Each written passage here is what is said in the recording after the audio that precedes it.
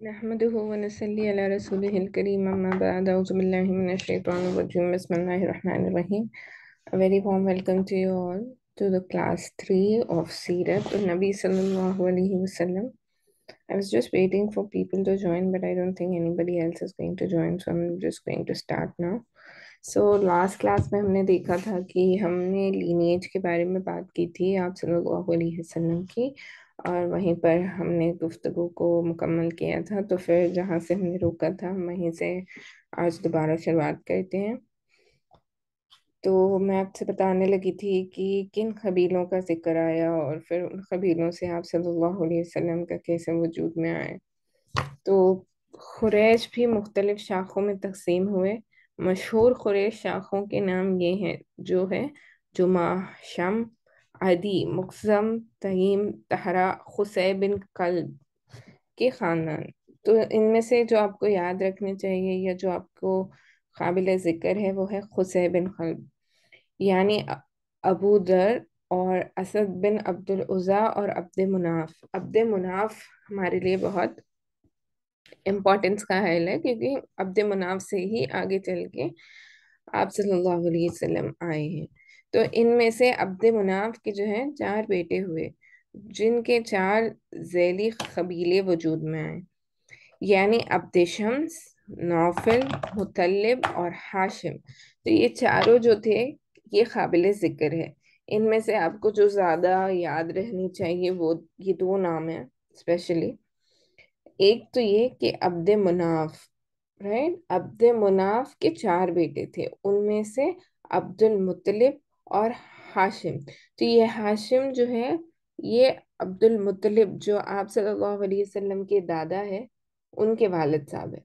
तो हाशिम का यहाँ पर जो जिक्र आया है ये हमारे लिए याद रखने वाली चीज़ है। और मुतल्लिब जो यहाँ पर आया है ये उनके भाई का नाम। तो हाशिम अब्दुल मुत्तलिब के वालिद साहब, और मुतल्लिब जो थे वो दरअसल उनके चाचा थे। तो यहाँ पर आप ये सोच रहे होंगे कि फिर आप सल्लल्लाहु अलैहि वसल्लम के दादा का नाम अब्दुल मुत्तलिब कैसे पड़ा। तो उसके पीछे वाकया ये है कि हाशिम जो थे वो मक्के से तिजारती सफ़र पे जाया करते थे काफिलों के साथ। तो हमेशा अरब के लोगों का ये रिवाज था कि वो 2 सफ़र करते, एक शाम, एक मुल्क शाम और एक मुल्क यमन। तो एक जो है सिलसिला समझे आप इस तरीके से होता कि एक सर्दियों के मौसम में और एक गर्मियों के, तो 2 काफिले जाते जो तिजारती काफिले हुआ करते थे। इसी दौरान हुआ ये कि हाशिम जो थे एक बार तिजारती सफर पे जब वो गए, तो जब वो मदीने में रुके तो वहां की एक खातून से उनका निकाह हुआ, और उनका निकाह के बाद उनको एक बेटा पैदा हुआ। लेकिन हुआ ये कि वो काफिला जब वापस हो रहा था, होते होते उनका जो है वहीं पर इंतकाल हो गया। तो जब बाद में तो उनसे जो औलाद हुई वो थे अब्दुल मुत्तलिब, लेकिन उनका नाम अब्दुल मुत्तलिब इसीलिए पड़ा, वही मैं आपसे बताने लगी हूँ। तो उनके जो बेटे थे उनका नाम उनकी वालदा ने, हाशिम के बेटे, उनका नाम उनकी वालदा ने दरअसल शेबा रखा था। शेबा के मायने अरबी में है बूढ़ा, क्योंकि वो बच्चा जब पैदा हुआ तो उसके कुछ बाल जो होते हैं ना, पेशानी के बाल, कुछ सफेद थे, तो वो बचपन से ही बूढ़ा जैसा था। तो उसकी माँ ने, उनकी माँ ने उनका नाम शेबा रखा। लेकिन क्योंकि उनके वालिद साहब यानी कि हाशिम का इंतकाल हो चुका था, वो मदीने में ही रहने लगे। लेकिन जो इनके तो हाशिम, अब्दुल मुत्तलिब, नौफल, अब्द शम्स, ये सभी कबीले के सरदार हुआ करते थे ना, जिनके पास मक्के की किफायत थी। क्योंकि आपने शुरुआत से देखा है सीरत में कि मैं आपसे बताती चली हूँ कि इस्माइल अलैहिस्सलाम की औलाद को ये शर्फ हासिल हुआ था कि उनके जेर परस्ती काबतुल्लाह की चाबियां होती थी। हज्जाज इकराम हज के लिए आते थे, उनके लिए सारे इंतजामात की जिम्मेदारी उन्हीं की औलाद में से की जाती थी। तो ये लोग मक्के के बड़े, यानी कि मक्के के बड़े सरदार माने जाते थे। तो इनके पास बड़ा ओहदा था, मक्के के बहुत रईसों में इनका शुमार होता था, और ये बहुत इज्जत वाले लोग माने जाते थे। तो हाशिम का जब तिजारती काफिले में इंतकाल हो गया, तो उनके भाइयों को जो पता चला कि उनका ऐसा तिजारती काफिले में निकाह हुआ था और उनसे उनकी एक औलाद भी हुई जिसका नाम शेबा है, तो उनके भाई मुत्तलिब जो है अपने भतीजे को लेने के लिए उनकी माँ के पास पहुंचे। और उन्होंने जब उनको देखा तो उनकी चाल ढाल से वो समझ गए कि ये उनके भाई हाशिम का ही बेटा है। क्योंकि बड़े लोगों को अक्सर जो है ये अंदाजा होता है कि वो बाप को देखकर बेटा कौन है बता देते हैं ना, और बेटे को देखकर बता देते हैं कि ये बाप, इसका बाप यही हो सकता है। क्योंकि चाल ढाल, रंग, रूप, उन सभी चीजों से उन्होंने उनको पहचान लिया कि यही मेरे हाशिम भाई का बेटा है। तो हुआ ये कि वो उनकी माँ के पास आए और उनको बताया कि मैं आपके जो हाशिम थे उनका भाई हूँ, और ये मेरा भतीजा है, मैं इसे मक्का ले जाना चाहता हूँ। क्योंकि मक्के के लोग जो है काफी, जैसे मैं आपको बता रही हूँ कि वहाँ पे सरदार थे और उनके पास सारे काबतुल्ला की मिल्कियत थी। वो हर एतबार से बड़े ओहदे वाले माने जाते थे ना। तो इनिशियली तो उनकी माँ राजी नहीं हुई कि अपने बेटे को अपने से दूर कर दें, लेकिन जब उन्हें बताया गया, समझाया गया कि वहाँ पर उसको अच्छी तालीम मिलेगी और अच्छे तरीके से वो रहे, क्योंकि वो एक यतीम थे, उनके वालिद नहीं थे, तो वो उनकी हालत काफी पस्ता थी शेबा की। तो जब अब्दुल मुतल्लिब को उनकी माँ ने इजाज़त दे दी कि ठीक है आप अपने साथ इनको ले जा सकते हैं, तो अब्दुल मुतल्लिब उनको अपने साथ ले आए।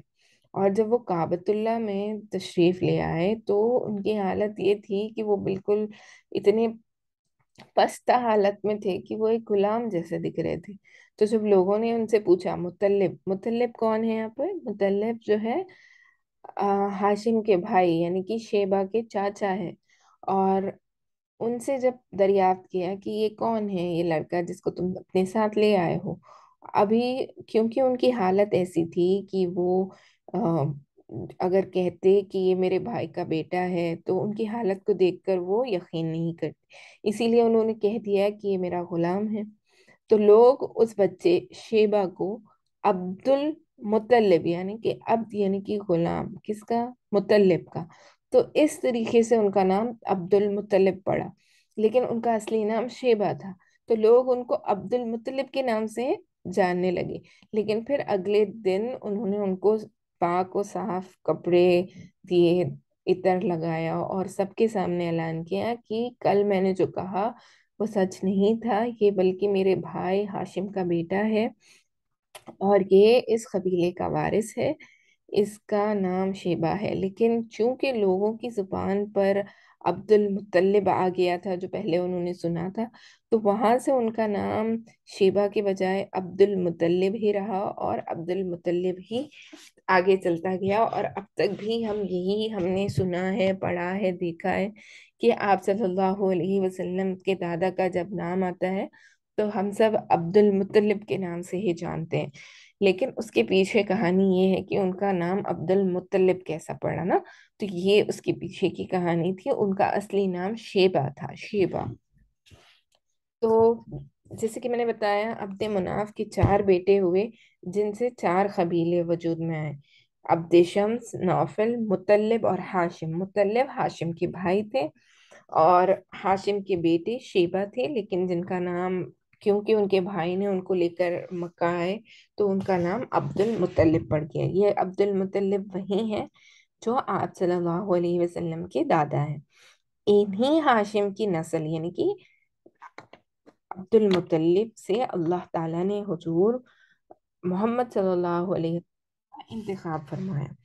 तो मोहम्मद रसूलुल्लाह सल्लल्लाहु अलैहि वसल्लम का इरशाद है कि अल्लाह ताला ने इब्राहीम अलैहिस्सलाम की औलाद से इस्माइल السلام کا انتخاب فرمایا، پھر اسماعیل علیہ السلام کی اولاد میں سے کناہ کو منتخب فرمایا۔ کناہ ایک قبیلے کا نام ہے، اور کناہ کی نسل میں سے قریش، یعنی کہ کناہ کی جو نسل ہوئی پھر ان سے قریش وجود میں آیا۔ قریش ایک قبیلے کا نام، پھر قریش سے اللہ نے ام، ام، کناہ کی نسل سے اللہ نے قریش کو چنا، پھر قریش میں سے بنو ہاشم، ہاشم جو بھی ہم نے سنا نا، بنو ہاشم، بنو یعنی کہ ہاشم کی نسل، بنو ہاشم کا انتخاب کیا، اور بنو ہاشم میں سے میرا انتخاب کیا۔ تو یہ محمد رسول اللہ صلی اللہ علیہ وسلم کی بتائی ہوئی باتیں ہیں۔ پھر ابن عباس رضی اللہ تعالیٰ عنہما کا بیان ہے کہ رسول اللہ صلی اللہ علیہ وسلم نے فرمایا، اللہ تعالیٰ نے خلق کی تخلیق فرمائی تو مجھے سب سے اچھے گروہوں میں بنایا، پھر ان کی بھی دو گروہوں میں سے زیادہ اچھی گروہ کے اندر پھر قبائل کو چنا تو سب سے اچھا قبیلے کے اندر بنایا، پھر گھرانوں کو چنا تو مجھے سب سے اچھا گھرانے میں بنایا، لہٰذا میں اپنی ذات کے اعتبار سے بھی اچھا ہوں اور اپنے گھرانے کے اعتبار سے بھی اچھا ہوں۔ تو یہ سارا جو ہم اب تک گفتگو کرتے آئے ہوئے ہیں، یہ مکمل جو ہے آپ صلی اللہ علیہ وسلم کے لینیج کے بارے میں تھا۔ تو ان میں سے آپ کو یاد رکھنے لائق چیزیں جو ہے وہ میں یہ کہوں گی کہ ابراہیم علیہ السلام، ان کی اولاد میں سے اسماعیل علیہ السلام، پھر اسماعیل علیہ السلام کی اولاد میں سے آگے چلتے ہوئے عدنان جن کا نام آیا ان کی اولاد، پھر کنہ جو قبیلہ آیا ان کی اولاد سے ہوتے ہوتے جو ہمیں یاد رکھنا چاہیے، عبد مناف کے جو 4 بیٹے تھے ان میں سے بنو ہاشم میں آپ صلی اللہ علیہ وسلم کا انتخاب ہوا۔ یہ اگر آپ یاد رکھیں تو مختصراً تو کافی ہے، لیکن اگر آپ ڈیٹیل میں پڑھنا چاہیں تو رحیق المختوم، الرحیق المختوم جو کتاب ہے جس سے میں آپ کو سیرت کی کلاس لے رہی ہوں، اس میں کافی کافی ڈیٹیل میں ہے، قبائل کے نام اور ہر چیز کا جو ہے تذکرہ کافی ڈیٹیل میں ہے۔ تو آپ اس کتاب کا مطالعہ کر سکتے ہیں اگر آپ چاہتے ہیں کہ آپ کو اور بھی ڈیٹیل میں انفارمیشن ملے، تو آپ اس کا مطالعہ کر سکتے ہیں۔ چلیں ہم آگے بڑھتے ہیں، اپنے گفتگو کو آگے بڑھاتے ہوئے ہم دیکھتے ہیں کہ اب تک ہم نے جو گفتگو کی وہ لینیج کے تعلق سے تھی، یعنی کہ آپ کا نسب کیسا تھا، آپ کے نسب میں کون کون تھے، اور آپ ابراہیم علیہ السلام سے ہوتے ہوئے ہم عبد المطلب تک آ پہنچے۔ جب ہم عبد المطلب تک آ پہنچے یہاں پر قابل ذکر جو ہے کچھ واقعے ہیں، جیسے کہ عبد المطلب کے 12 بیٹے ہوئے، اور ان کے 12 بیٹوں میں سے سب سے چھوٹے بیٹے تھے عبداللہ جو آپ صلی اللہ علیہ وسلم کے والد ہیں۔ تو آپ کو جب ایک ہی بیٹا تھا تو آپ نے ایک نیت بانی تھی کہ اگر میرے 10 یا 12 بیٹے ہو جاتے ہیں تو ان میں سے میں کسی ایک کی قربانی دے دوں گا۔ انہوں نے ایسی نیت کیوں بانی؟ اس کا مسئلہ یہ ہے کہ آپ سے جب میں بیان کر رہی ہوں کہ اسماعیل علیہ السلام کی اولاد کے پاس مکے کی جو ہے ساری کفالت تھی اور وہ کیئر ٹیکرز تھے، وہ ہر طریقے سے کعبۃ اللہ کا اور حجاج اکرام کا اعزاز کرتے تھے۔ تو ان میں سے جو بنو جرہم کا قبیلہ تھا، کچھ عرصے بعد ہوا یہ کہ انہوں نے آم، امانت میں خیانت کرنی شروع کر دی، جس کے نتیجے میں ہوا یہ کہ قریش جو تھے انہوں نے ان سے کفالت چھین لی۔ لیکن جب انہوں نے کفالت چھینی تو بنو جرہم کے جو لوگ تھے وہ جب مکے کو چھوڑ جانے لگے تو انہوں نے کیا کیا، انہوں نے کیا یہ کہ انہوں نے زمزم کا جو کنواں تھا اور حجر اسود اور جو وہاں پر قیمتی قیمتی چیزیں تھیں کعبۃ اللہ کے اطراف، ان سبھی کو زمزم کے کنویں میں ڈال کے زمزم کے کنویں کو پوری طریقے سے بند کر دیا۔ اب سالوں تک لوگوں کو یہی نہیں پتا چلتا کہ زمزم کا کنواں کہاں ہے، کیونکہ ریگستان میں کچھ تلاش کرنا کافی مشکل ہوتا ہے، کوئی چیز آسانی سے نہیں ملتی، تو کسی کو پتا ہی نہیں چلتا، لوکیٹ ہی نہیں کر پاتے کہ زمزم کا کنواں کہاں ہے۔ تو کئی برسوں تک زمزم کا کنواں بند رہا، پھر اللہ سبحانہ و تعالیٰ نے عبد المطلب سے یہ کام لیا کہ آپ نے ان کے خواب میں بتلایا ہے کہ کہ زمزم کا کنواں کہاں ہے اور اس کو کس طریقے سے کھود کر نکالنا چاہیے۔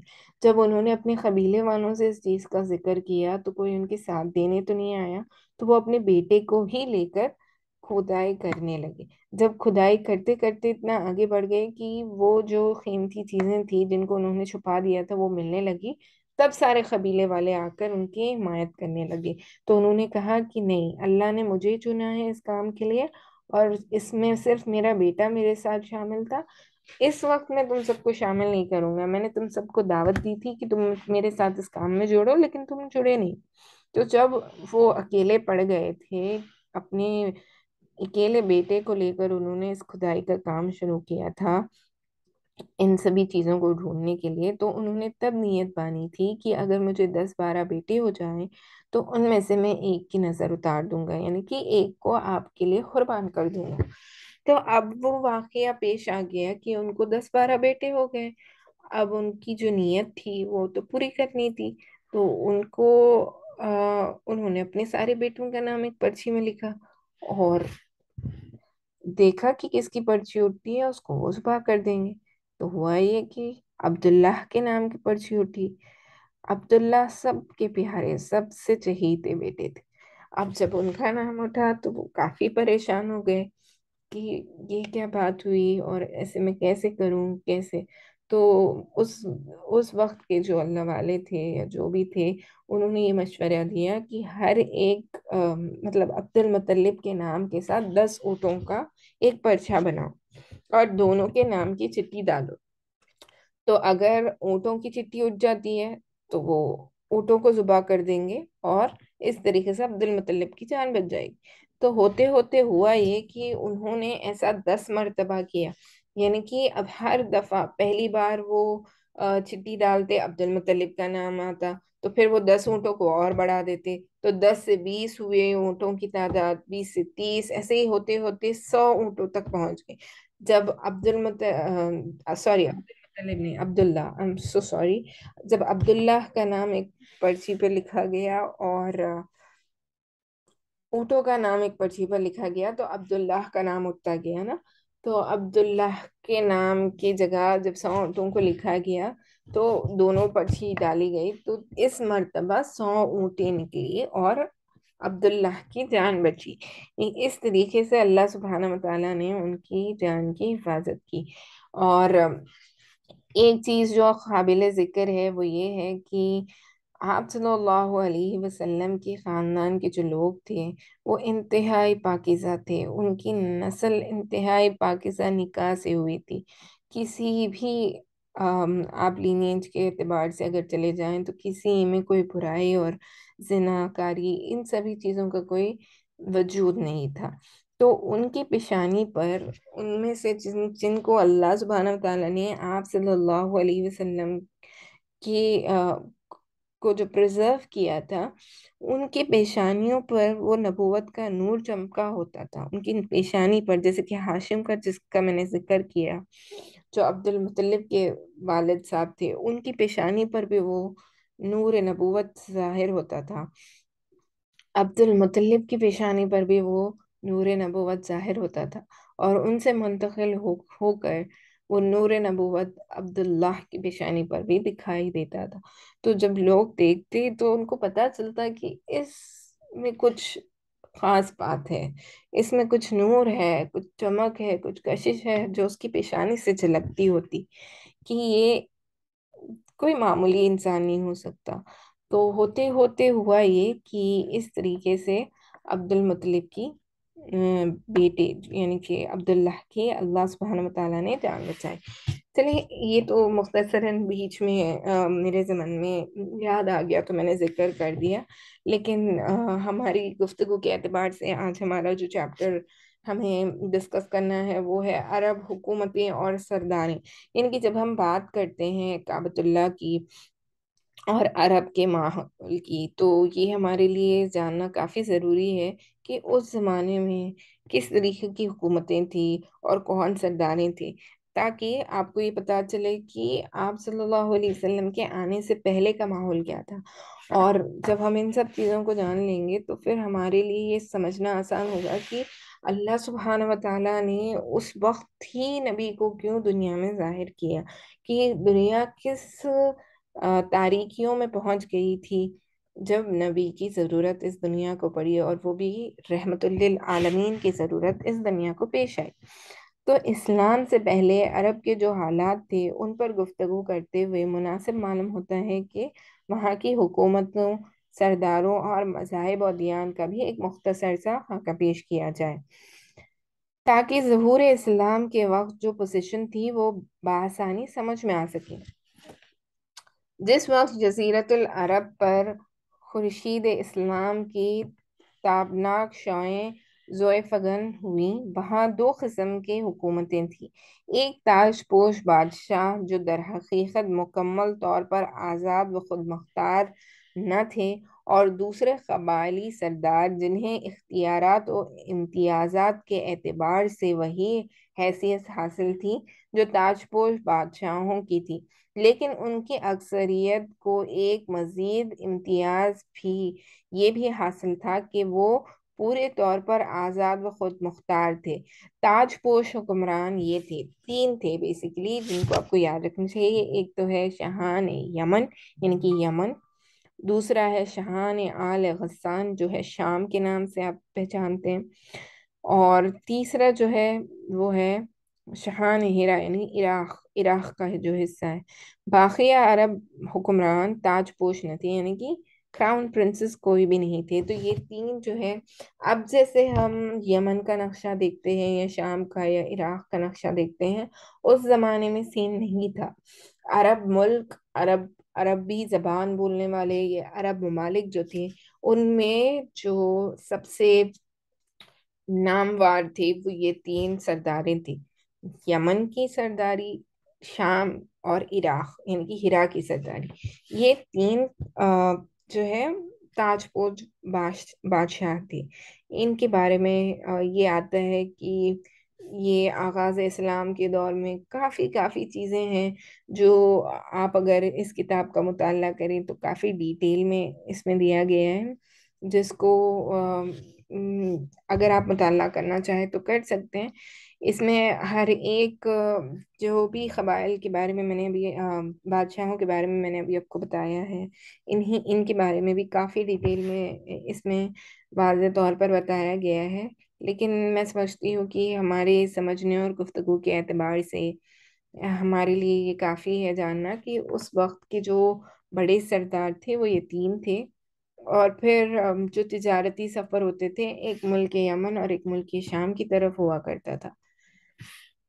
تو یہ ہمارے لیے کافی ہوگا۔ آپ اگر چاہیں تو ان سب چیزوں کا مطالعہ کر سکتے ہیں، تاکہ آپ وہاں کی پولیٹیکل سچویشن کیا تھی یا کس طریقے سے اور کن کن قبائل کو کن کن پولیٹیکل ڈیوٹیز کے لیے اسائن کیا گیا تھا، یہ بھی اس کتاب میں مینشن ہے، تو آپ اس کا جائزہ لے سکتے ہیں۔ میں آگے بڑھتے ہوئے گفتگو کروں گی اس زمانے کے کس طریقے سے مذاہب کا کیا وہ تھا۔ تو چلیے میں آگے بڑھتی ہوں، اور ہم گفتگو کرتے ہیں ادیان و مذاہب کی، یعنی کہ اس وقت میں جو لوگ تھے ان کے ریلیجیس بلیفز کیا تھے، یا ان کی کس طریقے سے تبدیلی آ گئی ان میں نا، کیونکہ ابراہیم علیہ السلام اور اسماعیل علیہ السلام تو دین حق پر تھے، ان کی نسلوں میں بھی دین باقی تھا، لیکن پھر ہوتے ہوتے ایسا کیا ہو گیا اور ایسے کیسے ان میں تبدیلی آ گئی کہ آپ صلی اللہ علیہ وسلم جب دنیا میں آئے تو کعبۃ اللہ میں 313 بت تھے۔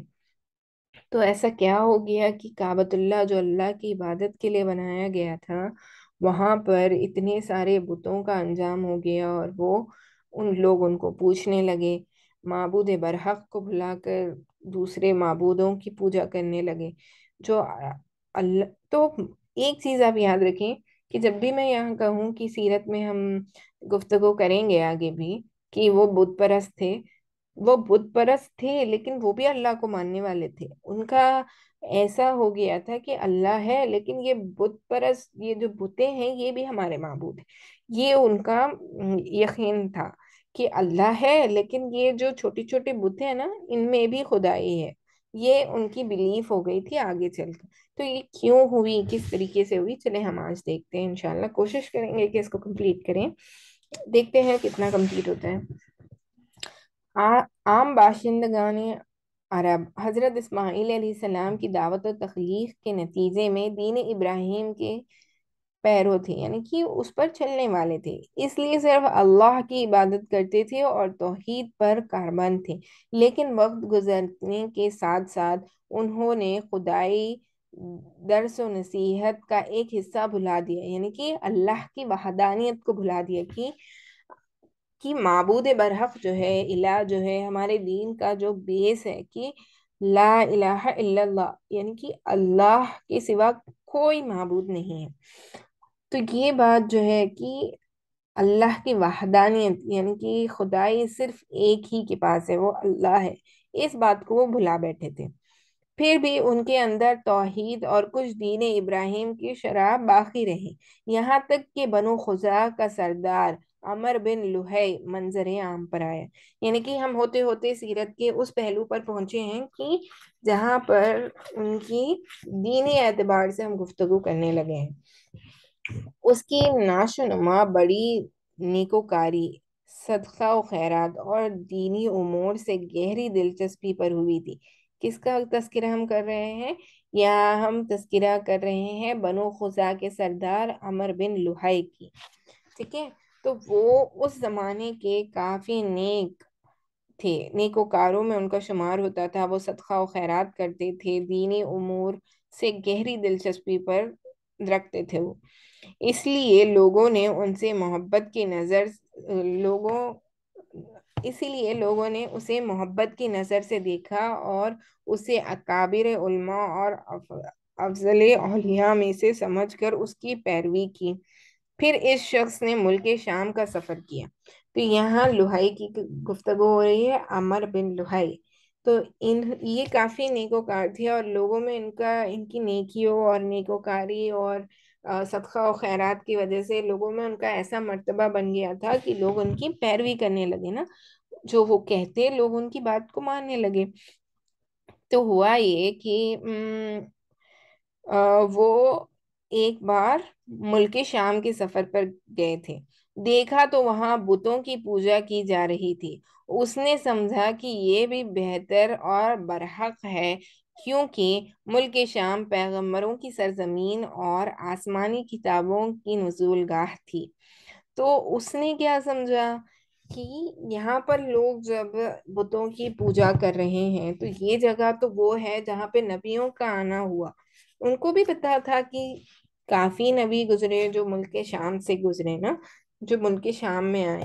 تو اگر یہاں کے لوگ پوجا کر رہے ہیں تو یہ دین کا ہی حصہ ہوگا. یہ سمجھ کر اس نے کیا کیا, چنانچہ وہ اپنے ساتھ حبل بت بھی لے آیا اور اسے خانہ کعبہ کے اندر نصب کر دیا اور اہل مکہ کو اللہ کے ساتھ شرک کی دعوت دی.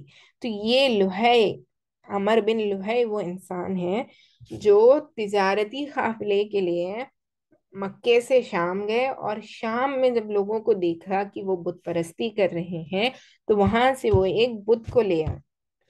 یہ سمجھ کر وہ لے آئے کہ شام تو ایسی جگہ ہے جہاں پیغمبروں کی سرزمین ہے اور آسمانی کتابوں کا یہاں نزول ہوا ہے.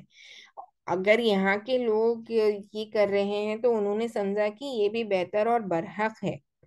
لیکن یہاں پر وہ غلط تھے اور وہ اپنے ساتھ حبل کو لے آئے. حبل ایک بت تھا جس کا نام حبل تھا.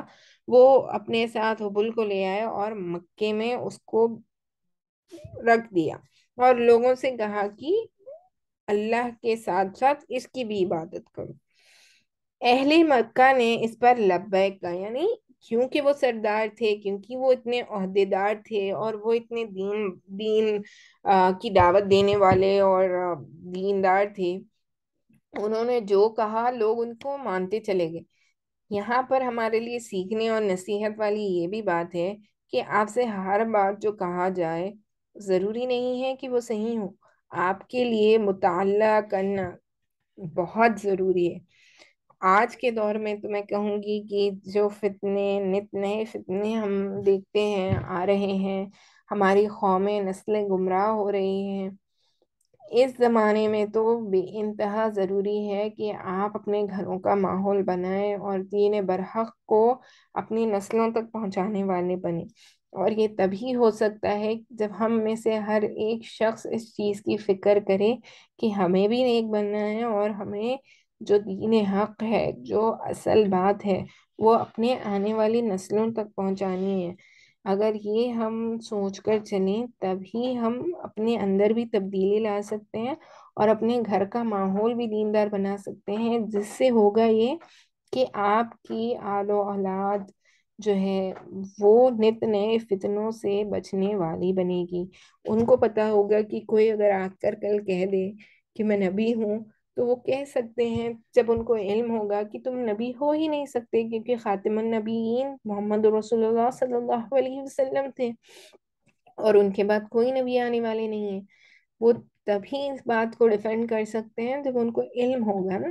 تو آج ہم دیکھتے ہیں، جبکہ قرآن مجید میں، حدیث پاک میں، ان سبھی چیزوں میں اتنی وضاحت کے ساتھ ہمیں ختم نبوت کا ذکر ملتا ہے کہ آپ صلی اللہ علیہ وسلم کے بعد کوئی نبی نہیں آنے والے، لیکن آپ تاریخ اٹھا کر دیکھ لیں کہ آپ صلی اللہ علیہ وسلم کے جانے کے بعد بھی کتنی کتنی کتنے لوگوں نے نبوت کا دعویٰ نہیں کیا، اور نبوت کا انہوں نے دعویٰ ہی نہیں کیا بلکہ ان کے اتنے فالوورز بھی بنے، یعنی کہ جیسے آپ کو میں اگزامپل کے طور پر بتانے لگوں تو مہدویت ہو گئی، قادیانیت ہو گئی، جن کو قادیانی کہتے ہیں، جو مرزا غلام احمد قادیانی کو اپنا نبی مانتے ہیں۔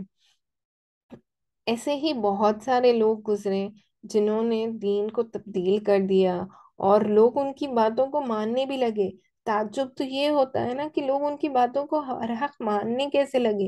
لا علمی کی وجہ سے، کیونکہ انہوں نے اپنا مطالعہ کرنا ضروری نہیں سمجھا جو ان کو بتایا گیا۔ اگر آپ سیرت کا مطالعہ کریں تو ابھی تو ہم شروعات میں ہیں، لیکن آپ کو آگے بھی پڑھتے ہوئے پتا چلے گا، اور آپ نے شاید سنا بھی ہوگا کہ مکے کے جو لوگ تھے وہ بڑے ہی آپ ایک طریقے سے کہہ سکتے ہیں کہ stubborn، یعنی کہ ہردم تھے وہ۔ اپنی جو پشتینی عادتیں تھیں نا، جو اپنے دادا آب و اجداد سے ان کو ملی تھی، یا پوجنے کی، یہ جو ہم جس کی گفتگو کر رہے ہیں اور ہم جو بتا رہے ہیں کہ وہ پوجا کرتے تھے اور ان میں یہ عادت تھی کہ وہ پوجنے والے تھے، تو وہ اس کو بڑا ہی فخر کا کام سمجھتے تھے، اور وہ یہ سمجھتے تھے کہ ہم چاہے کچھ ہو جائے ہمارے آباء و اجداد کا طریقہ نہیں چھوڑیں۔ تو یہ بات ہمیں بھی سیکھنے کی ضرورت ہے کہ ہم جب کسی کو بتانے جاتے ہیں تو یہ اکثر لوگ یہ کہتے ہیں نا کہ ہمارے آباء و اجداد کا طریقہ ہے، ہم نہیں چھوڑیں گے۔ تو ٹھیک ہے، اگر آپ کے آباء و اجداد کا یہ طریقہ ہے جو محمد رسول اللہ صلی اللہ علیہ وسلم کی سنت سے ملتا ہے اور اس کے اس کے مطابق ہے، تو پھر تو مبارکبادی ہے آپ کے لیے۔ لیکن اگر آپ ایسے عمل کر رہے ہیں جن سے آپ صلی اللہ علیہ وسلم کی سیرت میں یا حدیث میں ہمیں کوئی کوئی کوئی پہلو نہیں ملتا، جس کا ذکر نہیں ہے، ایسی خرافات بدعات میں ہم پڑے ہوئے ہیں آج کہ جن کو ہم نیکی سمجھ کر کر بیٹھتے ہیں، تو پھر یہ جو چیز ہے اس کو ہمیں بدلنے کی ضرورت ہے۔ لیکن یہ بدل ہم تبھی سکتے ہیں جب ہمارے اندر جستجو ہو نئی چیزوں کو سیکھنے کی، اور جو صحیح چیز ہے اس کو معلوم کرنے کی ہمارے اندر جستجو ہو۔ چلیں آگے بڑھتے ہیں۔ تو لوہے تو جو میں بتانے لگی تھی وہ یہ تھا کہ انہوں نے اپنے ساتھ حبل بت لیا اور اسے خانہ کعبہ کے اندر نصب کر دیا، اور اہل مکہ کو اللہ کے ساتھ شرک کی دعوت دی۔ اہل مکہ نے اس پر لبیک کہا۔ اس کے بعد بہت جلد باشندگان حجاز بھی اہل مکہ کے نقش قدم پر چل پڑے، کیونکہ بیت اللہ کے ولی اور حرم کے باشندے تھے، یعنی کہ بیت اللہ جو ہے، جو کعبۃ اللہ ہے، اس کے دیکھ بھال جو ہے یہ حجاز والوں کے پاس تھی نا۔ تو انہوں نے بھی جیسے مکہ والوں نے کیا ویسے ہی وہ ان کے نقش قدم پر چلنے لگے۔ اس طرح عرب میں بت پرستی کا آغاز ہوا۔ تو آغاز بت پرستی کا یہاں سے ہوا۔ اس سے پہلے کے جو لوگ گزرے وہ سب ہی دین حق پر ہی تھے، وہ اللہ کو ہی واحد مانتے تھے، اور حج کے لیے ملک شام سے بھی لوگ آتے، بہت سارے لوگ آتے۔ ہوتے ہوتے یہ بھی ہوا کہ بتایا بھی جاتا ہے کہ لوگوں نے ہوتے ہوتے تعظیمی طور پر مکے کے پتھروں کو تک لے جا کر پوجنا شروع کر دیا۔ وہ یہ سمجھنے لگے کہ یہاں کی چیز ہے تو یہ بڑی تعظیم جس کی کرنی چاہیے۔ ایسے ہوتے ہوتے بت پرستی وہاں عام ہو گئی۔ حبل کے علاوہ عرب کے قدیم ترین بتوں میں سے منات بھی ہے۔ یہ بحر عمر کے ساحل پر خدید کے قریب مشل میں نصب تھا۔ اس کے بعد طائف میں لات ایک بڑے بت کا نام ہے۔ یہ حبل، منت، لات یہ بڑے بڑے بت تھے جن کو وہ بہت مانتے، بہت پوجتے۔ تو طائف میں جو بڑا بت تھا اس کا نام تھا لات۔ پھر وادی نکلا میں عزا، لات، منات، حبل یہ سب ان بتوں کے نام ہیں کی تنصیب عمل میں آئی۔ یہ تینوں عرب کے سب سے بڑے بت تھے۔ اس کے بعد حجاز کے ہر خطے میں شرک کی کثرت اور بتوں کی بھرمار ہو گئی۔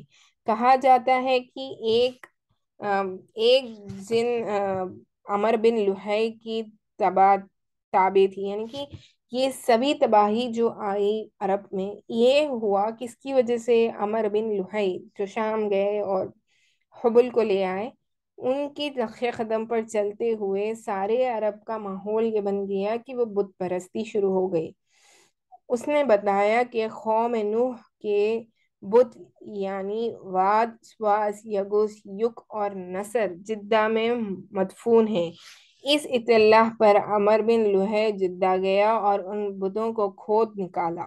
تو قوم نوح کے بارے میں جب بتایا پڑا اور پتا چلا کہ اس زمانے میں بھی 4 بڑے بت ہوا کرتے تھے جن کو جدہ میں دفنایا گیا تھا، تو وہ لوگ تو یہ عمر بن لحی جو تھا وہ جدہ گیا اور ان بتوں کو کھود نکالا۔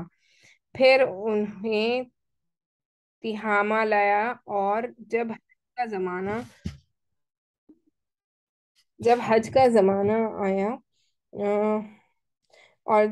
زمانہ آیا تو انہیں مختلف قبائل کے حوالے کیا، یعنی کہ یہ جو نوح علیہ السلام کے زمانے کے بت تھے جن کو دفنا دیا گیا تھا ان کو کھود کر نکال کر اس نے کیا کیا، حج کے موقع پر جو الگ الگ قبیلے آتے ہیں ان کے یہ قبیلوں کے سرداروں کو ایک ایک کو قبیلے والوں کو ان بتوں کو دیتا چلا گیا۔ یہ قبائل ان بتوں کو اپنے اپنے علاقوں میں لے گئے۔ اسی طرح ہر قبیلے میں پھر ہر گھر میں ایک ایک بت ہو گیا۔ تو آپ کو سمجھ میں آ رہا ہوگا کہ کس طرح کعبۃ اللہ سے ہوتے ہوتے، مکہ سے ہوتے ہوتے عرب کے ساری جگہوں پر بت پرستی عام ہو گئی۔ یہ ہمارے لیے سمجھنا اور جاننا کافی ضروری تھا نا، کیونکہ ہم جب آپ صلی اللہ علیہ وسلم کا ذکر کر رہے ہیں تو ان کے آنے سے پہلے کے حالات کیا تھے یہ ہمارے لیے جاننا کافی ضروری ہے، کیونکہ اس طریقے کا ماحول ہو گیا تھا۔ پھر مشرکین نے مسجد حرم کو بھی بتوں سے بھر دیا، یعنی کہ کعبۃ اللہ جو مسجد حرم ہے۔ چنانچہ جب مکہ جب فتح کیا گیا تھا تو بیت اللہ کے گرد 360 بت تھے جنہیں خود رسول اللہ صلی اللہ علیہ وسلم نے اپنے دست مبارک سے توڑا۔ یعنی کہ جب فتح مکہ کے ٹائم پہ آپ آگے سیرت میں دیکھیں گے کہ فتح مکہ کا واقعہ کیسا ہوا، کیسے آپ صلی اللہ علیہ وسلم نے ان کی دعوت و تبلیغ کا کام کیا، اور ان کو جب بلایا تو ان مکے والوں نے ان کو بہت ستایا، اور ایک موقع ایسا آیا کہ آپ صلی اللہ علیہ وسلم نے اپنا پیدائشی جو خطہ تھا، مکہ مکرمہ تھا، اس کو چھوڑ کر مدینے کی طرف ہجرت کی، اور مدینے سے جب اسلام پھلا پھولا تو واپس جب اسلام کو قوت ملی تو جب مکے کو انہوں نے فتح کیا، تو جب فتح مکہ کے موقع پر آپ صلی اللہ علیہ وسلم بڑی شان و شوکت کے ساتھ صحابہ کرام کے ساتھ کعبۃ اللہ میں تشریف لے آئے، تو اس وقت کی بات ہے کہ آپ نے جب وہاں پر کعبۃ اللہ میں قدم رکھا تو اس کے اطراف 360 بت تھے، جنہیں آپ صلی اللہ علیہ وسلم نے اپنے دست مبارک یعنی کہ اپنے ہاتھوں سے توڑ دیا۔ رسول اللہ صلی اللہ علیہ وسلم ہر ایک کو کھالی سے توڑ کر مارتے جاتے تھے اور وہ گرتا جاتا تھا۔ پھر آپ صلی اللہ علیہ وسلم نے حکم دیا اور ان سارے بتوں کو مسجد حرام سے باہر نکال کر جلا دیا گیا۔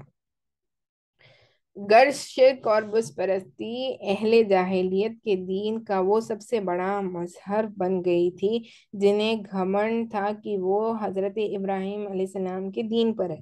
تو یہ حنکی دین حق نہیں تھا، لیکن ہوتے ہوتے صدیوں سے ایسے ہو گیا کہ وہ اپنے آپ کو یہ سمجھتے کہ ہم دین برحق پر ہے، جبکہ وہ اللہ کے ساتھ شرک کر بیٹھ رہے تھے۔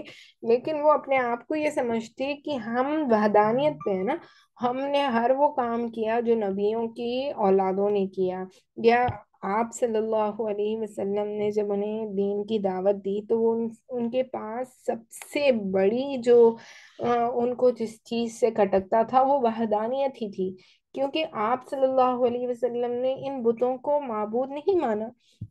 آپ صلی اللہ علیہ وسلم نے ان سے یہ کہا کہ اللہ ایک ہے، صرف اس ایک اللہ کی ہم عبادت کریں گے۔ اور ان کا یہی سب سے بڑا اختلاف تھا کہ وہ آپ صلی اللہ علیہ وسلم کو کسی نہ کسی طریقے سے روکنے کی کوشش کرتے اور ان کو بتاتے کہ آپ ایسا نہ کریں، یہ ہمارے آباء و اجداد کا طریقہ ہے۔ بہرحال جو بھی ہو، وہاں کے لوگ جو ہے بہت زیادہ بت پرستی والے ہو گئے تھے۔ پھر اہل جاہلیت کے یہاں بت پرستی کے کچھ خاص طریقے اور مراسم بھی رائج تھے، جو زیادہ تر عمر بن لوہی کے اختراع تھے۔ یعنی کہ کافی طریقے، یہ جو جاہلیت کے زمانے کے گفتگو ہم کر رہے ہیں، اہل جاہلیت سمجھتے تھے کہ عمر بن لوہی کے اختیارات دین ابراہیم میں تبدیلی نہیں بلکہ بدعت حسنہ ہے۔ یعنی کہ آپ یہ سمجھیں کہ جو باتیں لوہی نے کہی، یعنی کہ کعبۃ اللہ میں حبل کو لے آئے اور بت پرستی کو کرنے کے لیے ان کے لوگوں کو دعوت دی اور اللہ میں شریک کیا نا، اللہ کی وحدانیت میں شریک ٹھہرایا ان بتوں کو، تو وہ یہ سمجھتے تھے، اہل جاہلیت کے جو زمانے کے لوگ تھے وہ یہ سمجھتے تھے کہ لوہی کے جو اختیارات تھے یہ دین ابراہیم میں تبدیلی نہیں تھی۔ وہ یہ نہیں سمجھ پا رہی تھی کہ یہ تبدیلی ہو رہی ہے نا، دین ابراہیمی جو تھا، جو وحدانیت پر اس کا سارا کنسرن تھا، وہ تو اس کا فوکس پورا شفٹ ہو کر بت پرستی پر آ گیا تھا، لیکن وہ یہ بات نہیں سمجھ رہے تھے۔ وہ یہ سمجھ رہے تھے کہ یہ بدعت حسنہ ہے۔ بدعت حسنہ وہ کہلاتی ہے جس کو آج بھی ہم دیکھتے ہیں۔ اس کا مطلب یہ ہے کہ ایسی کوئی نئی چیز دین میں لانا جو نیکی کے باعث ہو، جس سے نیکی ملتی ہو۔ یہ ان کی سوچ تھی، یہ ان کا سمجھنا تھا کہ وہ سمجھتے تھے کہ یہ ہمارے لیے بدعت حسنہ ہے۔ ذیل میں ہم اہل جاہلیت کے اندر رائج بت پرستی کے چند اہم مسائل کا ذکر کر رہے ہیں۔ یعنی کہ دور جاہلیت کے مشرکین بتوں کے پاس مجاور بن کر بیٹھتے تھے، ان کی پناہ ڈھونڈتے تھے، انہیں زور زور سے پکارتے تھے اور حاجت روائی و مشکل کشا کے لیے ان سے فریاد اور التجا کرتے تھے، اور سمجھتے تھے کہ وہ اللہ سے سفارش کر کے ہماری مرادیں پوری کرا دیں گے۔ تو یہ ایک چیز تھی جو ان کے پاس بہت عام ہو چکی تھی کہ وہ ان بت پرستوں کو اپنا معبود تو نہیں سمجھتے، لیکن وہ یہ سمجھتے تھے کہ یہ معبود یہ بتیں جو ہے یہ ہماری سفارش اللہ کے پاس کریں گے تاکہ ہماری دعائیں، جو حاجتیں ہیں، جو بھی ہے وہ قبول ہو جائیں۔ بتوں کا حج و طواف کرتے تھے، ان کے سامنے عجز و نیاز سے پیش آتے اور انہیں سجدہ کرتے تھے۔ تو یہاں تک بات آ گئی کہ وہ پوجنے تو لگے لیکن سجدہ بھی کرنے لگے، بتوں کو انہوں نے سجدہ بھی کیا۔ بدھوں کے لیے نذرانے اور قربانیاں پیش کرتے تھے، اور قربانی کے ان جانوروں کو کبھی بدھوں کے آستانوں پر لے کر جا کر ذبح کرتے تھے، اور کبھی کسی بھی جگہ ذبح کر لیتے تھے، مگر بتوں کے نام پر ذبح کرتے تھے۔ ذبح کی ان دونوں صورتوں کا ذکر اللہ تعالیٰ نے قرآن مجید میں کیا ہے۔ ارشاد ہے وَمَا ذُبِحَ عَلَى النُّصُبِ، یعنی وہ جانور بھی حرام ہیں جو آستانوں پر ذبح کیا جائے۔ دوسری جگہ ارشاد ہے وَلَا تَأْكُلُوا مِمَّا لَمْ يُذْكَرِ اسْمُ اللَّهِ عَلَيْهِ، یعنی اس جانور کا گوشت مت کھاؤ جس پر اللہ کا نام نہ لیا گیا ہو۔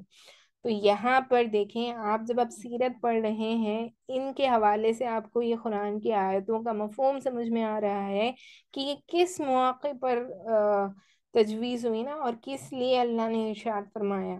دیکھیں کتنی خوبصورت بات ہمیں سیکھنے کو ملی آج کی سیرت کے حوالے سے۔ جب ہم پڑھنے لگے تو ہمیں قرآن کی آیتوں کا بھی مفہوم اچھے سے سمجھ میں آنے لگا کہ اللہ سبحانہ و تعالیٰ نے ان حالات میں جب وہ لوگ بت پرستی کے ساتھ ساتھ قربانی پیش کرتے، ان کے بتوں کو ان کے سامنے لے جا کر ان کو ذبح کرتے، تو ان کو اللہ سبحانہ و تعالیٰ نے حرام قرار دیا، اور اللہ تعالیٰ نے اس جانور کے گوشت کو کھانے سے ہمیں منع کیا ہے جس پر اللہ کے نام کے علاوہ کسی اور کا نام لیا گیا ہو نا۔ تو یہ بڑا مسئلہ ہے کہ حلال و حرام کی ہم تمیز رکھنے والے بنے۔ اللہ سبحانہ و تعالیٰ نے ہمیں جگہ جگہ پر قرآن مجید میں بتایا ہے کہ ہم مسلمان ہیں تو ہمیں ہر اعتبار سے پاکیزہ ہونا ہے۔ یہاں تک کہ ہمارے دین میں ہمیں بیت الخلاء کے آداب بتائے گئے۔ کوئی اور دین ہے جہاں پر آپ کو ایٹیکویٹس آف باتھ روم یعنی کہ بیت الخلاء کے آداب تک بتائے گئے کہ آپ دائیں پیر سے جائیں، کس طریقے سے استنجا کریں، کس طریقے سے اپنی پاکی پائیں، کس طریقے سے اپنی نجاست کو دور کریں۔ ایسی بہت ساری چھوٹی چھوٹی باتیں ہیں جو صرف آپ کو دین اسلام میں ملتی ہیں، اور دین اسلام جو ہے پاکیزہ ملک ہے، مذہب ہے، سوری۔ تو آپ صلی اللہ علیہ وسلم کا یہ جو دین ہے، جو دین اسلامی جس کی ہم پیروی کر رہے ہیں، یہ بہت ہی بہت پاکیزہ دین ہے۔ اللہ سبحانہ و تعالیٰ نے قرآن مجید میں فرمایا ہے اللہ یحب التوابین و یحب المتطہرین، یعنی اللہ سبحانہ و تعالیٰ پاک صاف رہنے والوں کو پسند فرماتا ہے۔ تو اسلام جو ہے پاکیزہ مذہب ہے، اور اسلام پاکیزہ رہنے والوں کو بہت پسند کرتا ہے۔ اسی لیے ہمیں چاہیے کہ ہم دین اسلام کی چھوٹی چھوٹی باتیں، طہارت کے مسئلے ہو گئے، پاکیزگی کے مسئلے ہو گئے، غسل کے مسئلے ہو گئے، ان کی کیا فرائض ہیں، ان کو جان جان کر کرنے والے بنیں۔ کیونکہ جب ہمارا غسل صحیح ہوگا تو ہمارا وضو قبول ہوگا، ہمارا وضو قبول ہوگا تو ہماری نماز قبول ہوگی، ہماری نماز اچھی ہوگی تو ہم نیکوکار بن سکتے ہیں، ہمیں گناہوں سے روکنے والی ہماری نمازیں ہوگی نا۔ بتایا جاتا ہے کہ نماز جو ہے برائی سے روکتی ہے۔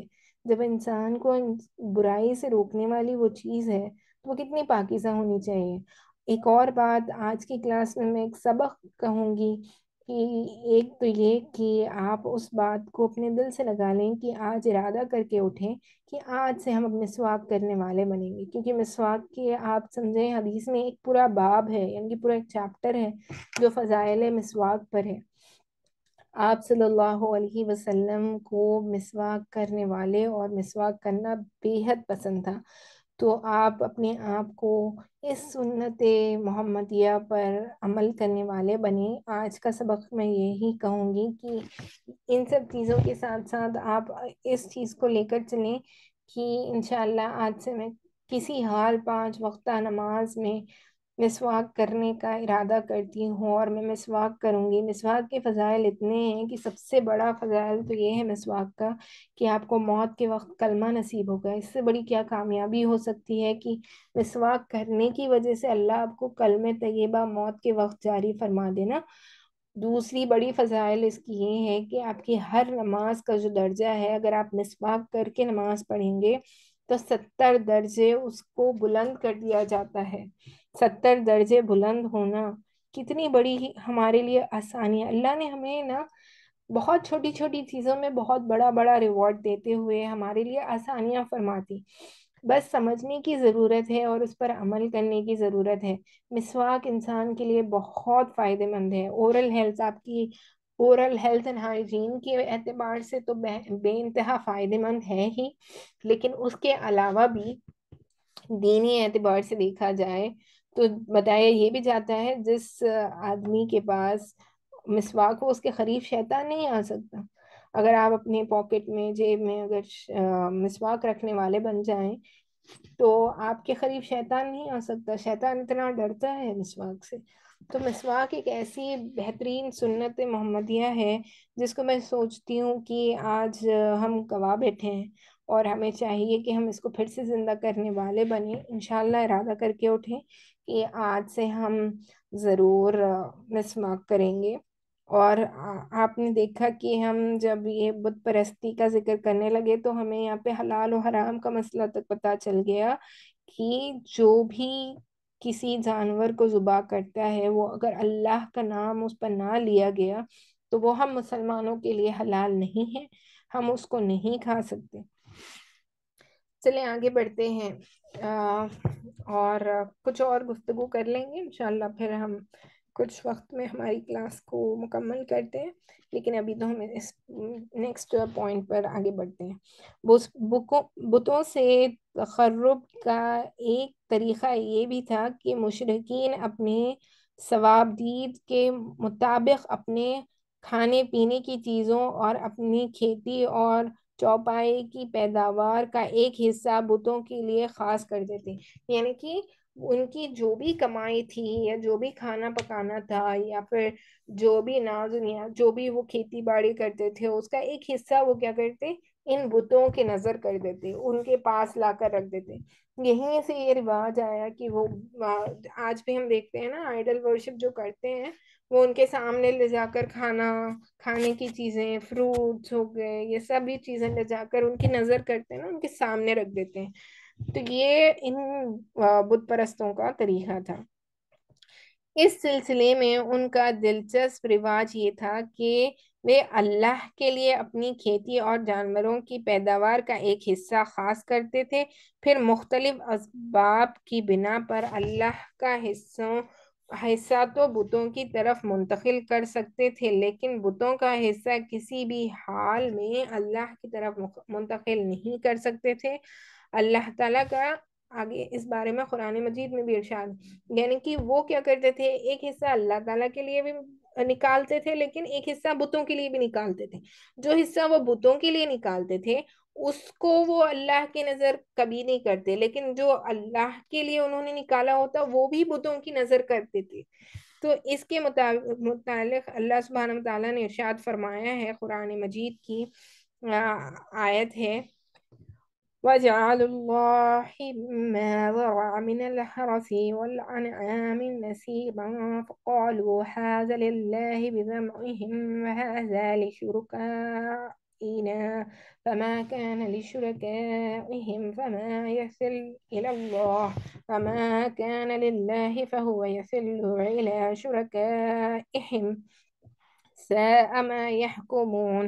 اللہ نے جو کھیتی اور چارپائی پیدا کی ہے اس کا ایک حصہ انہوں نے اللہ کے لیے مقرر کیا اور کہا یہ اللہ کے لیے ہے ان کے خیال میں، اور یہ ہمارا شرکا کے لیے ہے. تو جو ان کے شرکا یعنی کہ معبود جو بتوں کے لیے انہوں نے رکھا تھا کے لیے ہوتے تھے وہ تو اللہ تک نہیں پہنچتا، مگر جو اللہ کے لیے ہوتا ہے وہ ایک شرکا تک پہنچ جاتا ہے. کتنا برا ہے وہ فیصلہ جو یہ لوگ کرتے ہیں. یعنی کہ کس طریقے سے آپ دیکھیں کہ ہوتے ہوتے ایسا ہو گیا کہ وہ اللہ سبحانہ و تعالیٰ کے ساتھ شرک ہی نہیں، صرف عبادت میں شرک نہیں کرنے لگے بلکہ اللہ کے لیے جو چیزیں کرتے تھے جیسے کہ قربانی ہو گئی یا اللہ کے لیے کسی کو کھلانا ہو گیا، وہ سبھی چیزیں بھی انہوں نے بتوں کے کو منتقل کر دی نا، کہ ان سب چیزوں کا حوالہ یا ہم کس کے لیے کر رہے ہیں یا کس کے نام سے کر رہے ہیں، یہ بتوں کے نام سے کر رہے ہیں، اللہ کے نام سے ہٹ کٹ کر یہ بتوں کی طرف مائل ہو گئے۔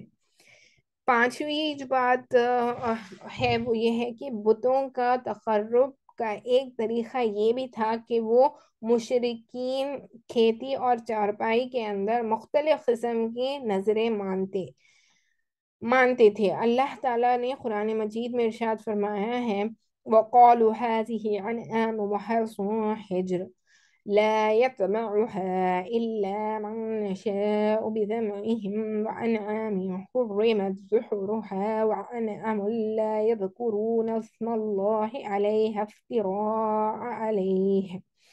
ان مشرکین نے کہا کہ یہ چوپائی اور کھیتی ممنوع ہیں، انہیں وہی کھا سکتے ہیں جسے ہم چاہیں ان کے خیال میں، اور یہ وہ چوپائی ہیں جن کی پیٹھ حرام کی گئی ہے، نہ ان پر سواری کی جا سکتی ہے نہ سامان لادا جا سکتا ہے، اور کچھ چوپائی ایسی ہیں جن پر یہ لوگ اللہ پر افتراء کرتے ہوئے اللہ کا نام نہیں لیتے۔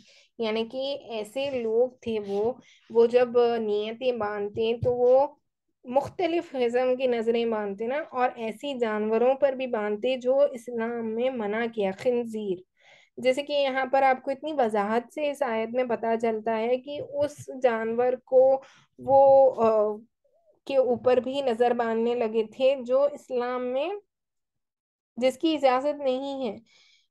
جیسے اس جانور کو کتنی بہترین انداز سے قرآن نے بیان کیا ہے، دیکھیں کہ ان پر نہ سواری کی جا سکتی ہے نہ سامان لادا جا سکتا ہے۔ تو ایسا کون سا جانور ہے؟ یہ ہم سب کو سمجھ میں آ رہا ہے نا کہ یہ خنزیر کا ذکر کیا جا رہا ہے، لیکن اس کو کتنا بیوٹیفلی اللہ سبحانہ و تعالیٰ نے ڈسکرائب کیا ہے۔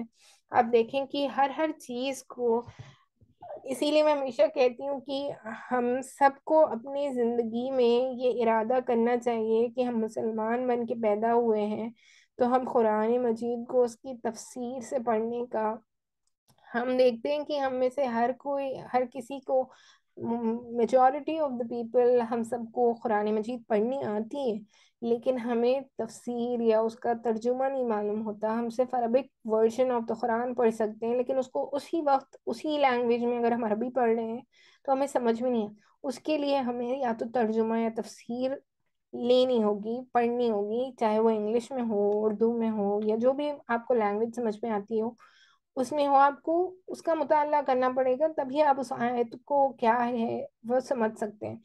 اور یاد رکھیں کہ قرآن مجید اگر آپ ترجمے اور تفسیر سے نہ پڑھیں تو آپ کو نیکیاں تو ملتی رہیں گی، لیکن آپ کے اندر ہدایت، جو پیغام قرآن مجید لے کر ہمارے لیے اس دنیا میں آیا ہے، اس سے ہمیں رہنمائی تب تک نہیں مل سکتی جب تک ہم اس کی ترجمے اور تفسیر کے ساتھ اس کا مطالعہ نہ کریں۔ تو آپ اپنے آپ کا ارادہ کریں کہ اپنی زندگی میں کم از کم میں کہتی ہوں کم از کم انسان کو ایک مرتبہ تو قرآن مجید کا مطالعہ کرنا چاہیے، ایک مرتبہ قرآن مجید کا تفسیر کے ساتھ مطالعہ کرنا چاہیے، تاکہ وہ جانے کہ اللہ نے ایکچوئل میں ہمیں کیا کہا ہے اور ہمارے لیے کیا بتایا گیا ہے۔ چلیں آج کے لیے میں ہماری گفتگو کو یہیں پر وہ کرتی ہوں۔